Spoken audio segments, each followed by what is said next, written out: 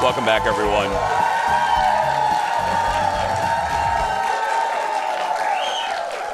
Welcome back. Our guest today is my mom's first favorite man in this building. And truly a phenomenon. Matt Fraser is known as America's top psychic medium. He's a best-selling author and the star of the reality series Meet the Frasers on E! Matt has gained a giant fan base. Most of them are in the studio today. He travels the world helping people reconnect with spirits of those who are no longer with us. Audience, give it up for Matt Fraser.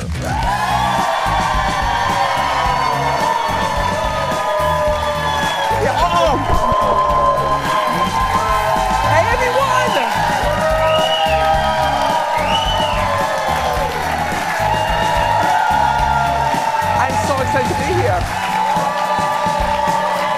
You're making my mom very happy. Oh, I love that. How you doing? It's amazing. Wow. Okay, first, thank you for, this is my Mother's Day present, so thank you for making it very easy to go shopping for my mom this year. Yeah. And number two, thank you. My mom waved at Matt. Matt's right here. There's my mother, yes. I got to ask you, what is it like? There are people with fan bases, and then there are people with fan bases like yours, meaning you have such a connection with them because what you're dealing with is very, very personal. What is that like for you? You know, it's amazing because when I meet someone who's living, I actually meet somebody who's dead as well, right? because Matt, I've actually never really thought about it like that, but yeah. Well, the truth is that when I'm meeting people, I'm reading for people, I'm not just meeting them, I'm meeting the most important people that were close to that person. I'm meeting their dad that had passed, their mom that had passed, their son or their daughter that had passed, sometimes even pets. And what's so beautiful is that you become part of their story. When you're reading for someone, it's not just about delivering a message, but also seeing what that person has been through, seeing that person be with their mom or their dad in their last moments. And you develop these personal bonds with people. It's amazing. How does it come to you? Like, we just met and we're in a studio full of people. What does it look like? What does it feel like? Because, we don't have the gift. I mean, maybe someone does in the audience. I don't know. They look like nice people. But, I mean, what does that gift look like? How does it materialize? Well, what's so amazing is that our loved ones are still with us. It doesn't matter how long they've been gone. It doesn't matter how they had passed away. And what's so beautiful is that you don't have to be a psychic or a medium to sense or feel them. I sense and feel them in many different ways. I'll sense them, feel them, hear them, get visions of them. But what's so beautiful is they're also trying to connect with us. Signs like dragonflies, butterflies, repeating numbers like 1111, dreams, scents, smells. What's so beautiful is that my job as a medium isn't just helping people connect with their loved ones, but showing them that you two can have a conversation. They're right there and with you. You just have to learn how to connect. We all have a way to reach our loved ones in the afterlife, and that's something I want everyone to know. Well, how do you start? I mean, is it quieting? I know this sounds like a cliche. Is part of finding the gift within ourselves, is it about quieting other voices in our heads, or how do you begin to try to connect with the spirits? Well, the secret is knowing this. The same way that you're trying to connect with them, they're also trying to connect with you. But the secret is understanding that now that our loved ones are on the other side, they're different. And what I mean by that is that here in this world, right, we speak with one another through language. Well, on the other side, it's a different language. It's a language through signs. So the first way that you can start communicating with your loved ones is look for things that are out of the ordinary that remind you of them. Signs that are very specific. It could be that you're missing your dad, and then all of a sudden you're driving in the car, and then randomly on the radio is the song that you danced to on, your wedding day with him. It could be that all of a sudden you're at the supermarket and then that same song comes on and it happens 3 times in a row and you're like, wait a minute, this is just too coincidental. Well, those coincidences are actually signs. And what's so beautiful is that once your loved ones know that they can get your attention in that way, they'll send more signs, more messages, and they'll start to reach you in their own way. When did you realize that, as you said, we can do it, but you have a gift times 100. When did you realize that you had this? And did it freak you out at first? Oh my God, it freaks me out. I grew up like that little boy. Because I would like run from whatever house I was in. Well, that's exactly what happened. That's exactly what happened. I grew up like that little boy from The Sixth Sense. I mean, I remember just being 3, 4, 5 years old, seeing and hearing people who had died. Look at you. Look at that. Okay, I'm sorry, continue. And I gotta tell you, it was petrifying to me because I was seeing and hearing things that other people couldn't. And in the beginning, I didn't realize I was psychic, right? So I was convinced that the house was haunted, that where I was going was haunted. Yes! I begged my parents to move. I'm like, we need to leave this house, we need to leave this house. But then it started to happen in other places. It would happen when I was alone, playing outside. Spirits would come to me because they knew that I could sense and feel them in a deep way. How would they come to you? Would you hear voices as a child? So it depended on the soul, right? So what would happen is that sometimes I'd be, for example, outside playing by myself and a soul would just appear. Sometimes it would be...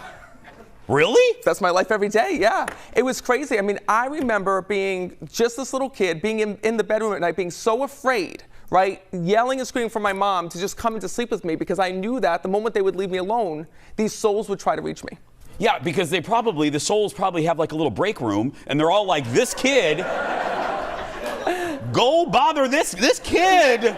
Come on, Sally. You know what I mean? This is the bedroom. Well, it's true.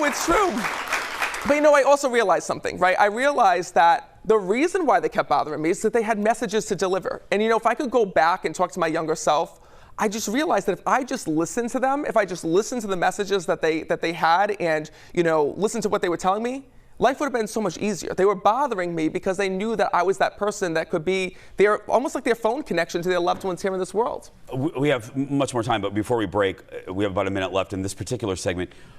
Tell me a story. What was one of the first connections that that touched you, that was a connection connected to your family and not a random spirit? Do you remember that? Oh my God, there's been so many. I mean, I think the number one reading that came to me was back when I was just a little kid, and this was actually a reading that my mom told me. It was a reading that happens when I was just, I want to say about 4 years old. My grandmother had passed away. My mom was grieving. She was so upset. And I went up to my mom. Now, I don't remember this, but my mom does. I went up to my mom and I said to my mom, Mom, Grandma was here last night. She's with you, and she wants to let you know thank you for holding on to her rosary beads and for praying to her, and she wants to let you know that she made it to the other side. I don't remember saying that, but my mom wrote it all down.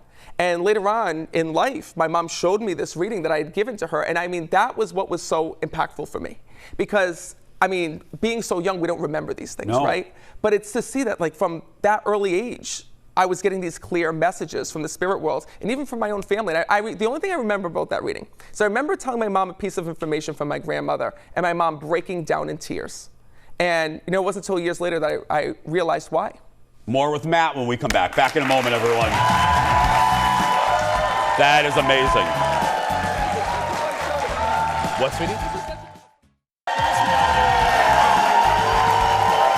Matt Fraser is here. If you're watching us from around the country, follow Matt for a date near you. We were talking in the break. Executive producer Jeff came over here and asked a great question.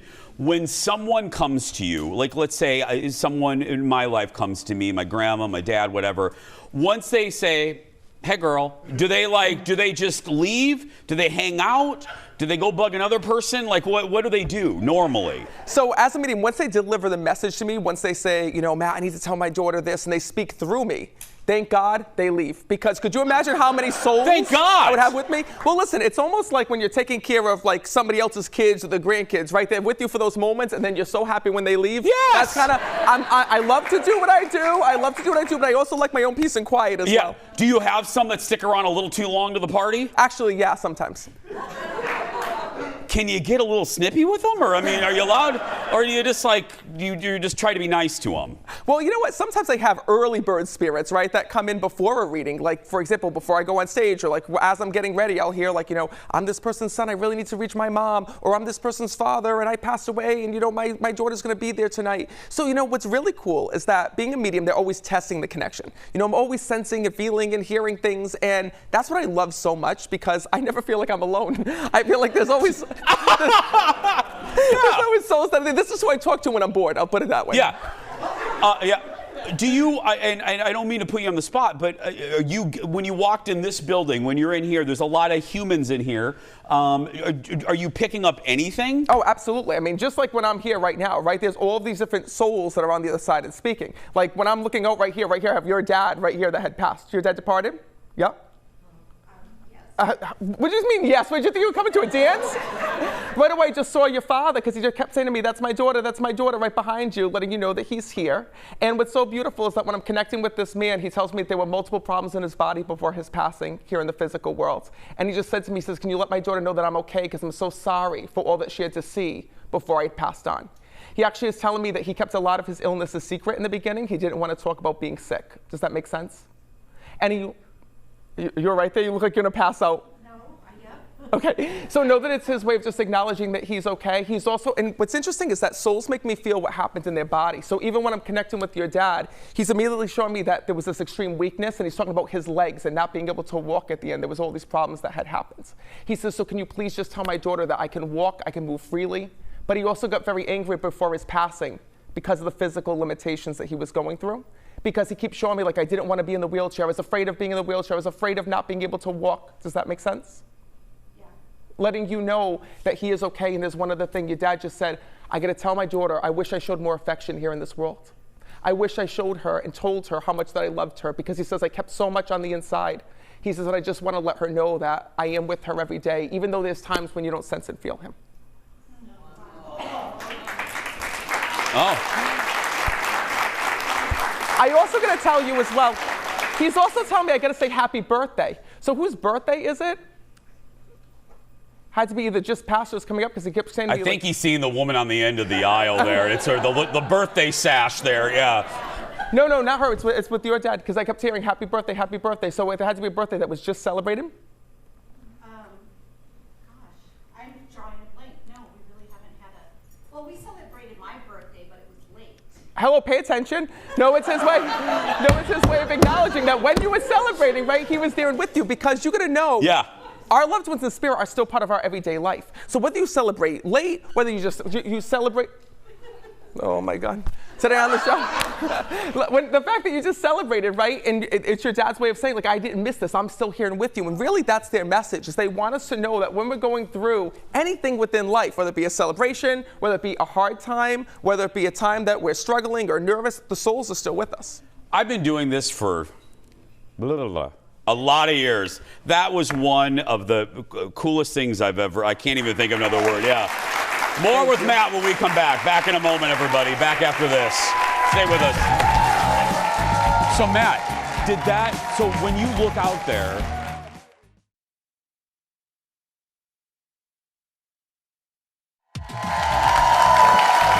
our new friend, Psychic Medium Matt Fraser, is our special guest today. Follow him on social for an appearance near you. I was asking you, and Fallon's joined us now, and I was asking you, when you, like my new friend out there, what it looks like.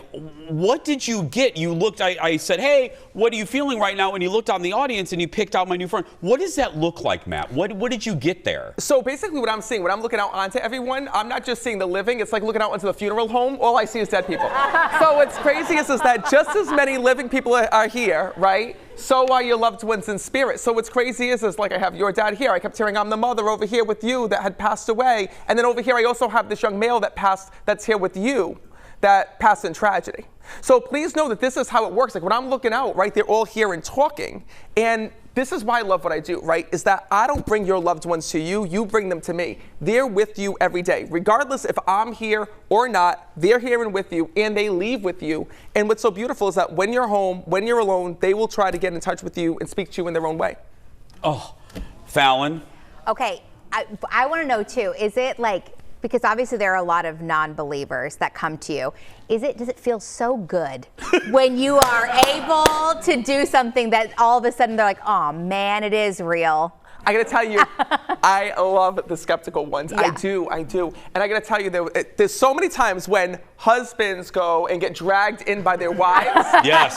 Which is like my favorite thing that happens. So there was a show I was doing, and this woman had brought her husband, and I don't even think she told him where the hell he was going. But anyway, long story short, the minute I looked out into the audience, he was there, and I saw his brother had passed, and his brother was with him, and I ran out, and I'm like, I need to talk to you. I'm like, your brother's here, your brother passed. And I'm like, he keeps telling me I have to say Henry, Henry, Henry. And the man's looking at me, and he's like, I have no idea who that is. I don't know what you're talking about. And his wife goes, honey, that's your name, Henry. Yes, your Henry.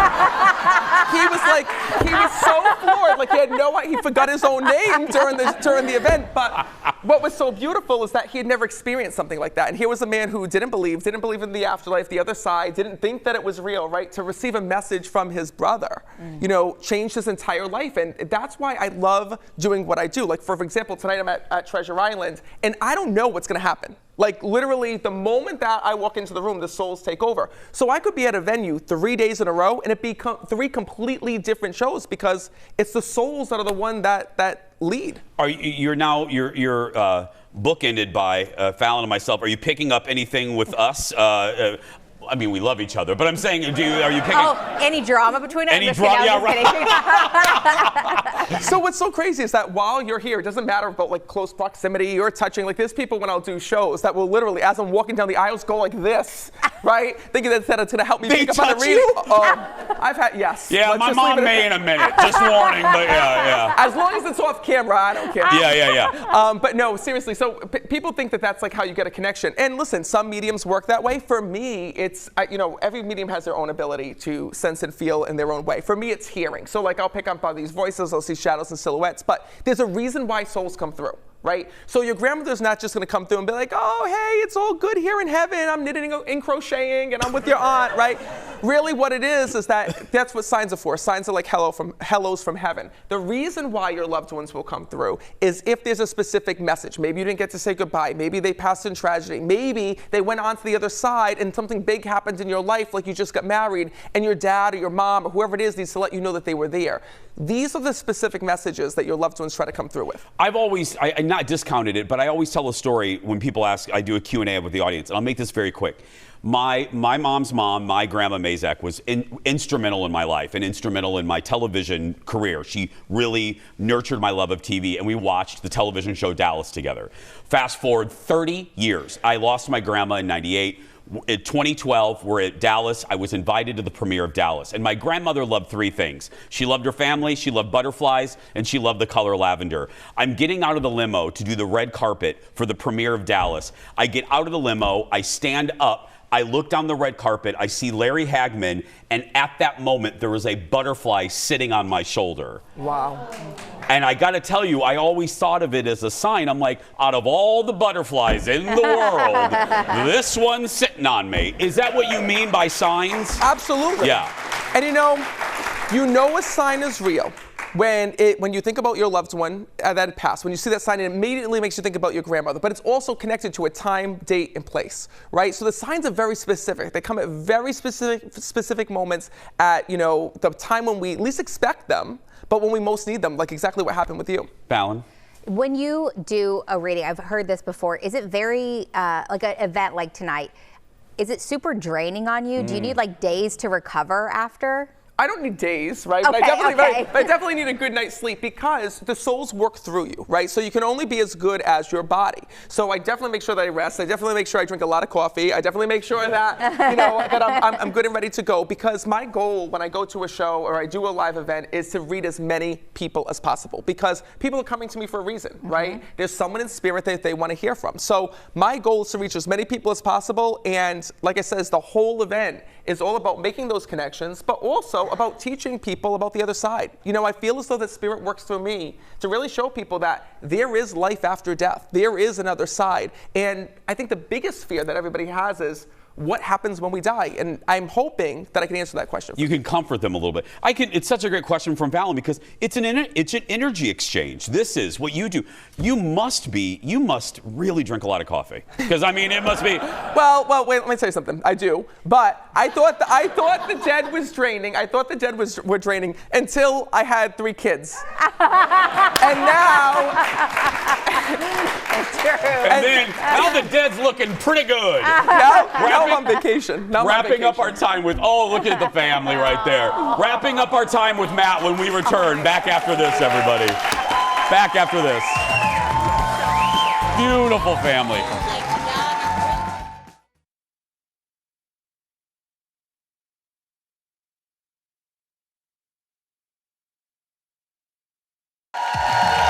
Welcome back, everyone. If you're watching us locally. Matt has a show tonight at Treasure Island Resort and Casino. If you're watching us from around the country, for all the tour dates, head to meetmattfraser.com. We'll be back to wrap things up right after this.